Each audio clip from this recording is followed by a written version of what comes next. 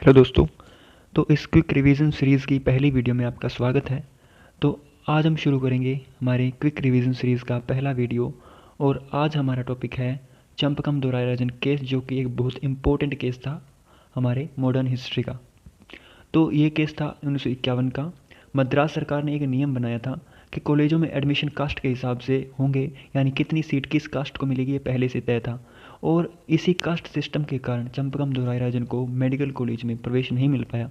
इस कारण उन्होंने सुप्रीम कोर्ट में केस कर दिया, ये कहते हुए कि ये मेरे फंडामेंटल राइट्स यानी कि राइट टू इक्वालिटी यानी आर्टिकल 15 के खिलाफ है।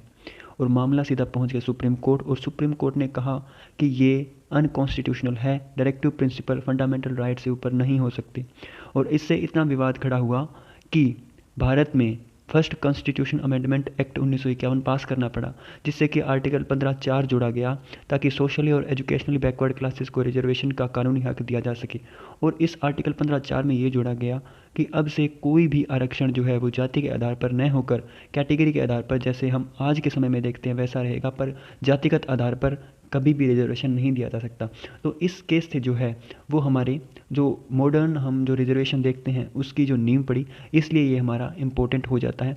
तो इसके लिए रिगार्डिंग अगर इम्पोर्टेंट पॉइंट की बात करें तो सबसे पहला पॉइंट है कि यह केस 1951 में हुआ। और दूसरा, इसमें आर्टिकल 15 आर्टिकल 29(2) जो कि ये कहता है कि किसी भी कॉलेज या स्कूल में अगर हम एडमिशन लें तो हमें मूल वंश जाति धर्म इत्यादि के बेस पर हमें एडमिशन लेने से रोका नहीं जा सकता।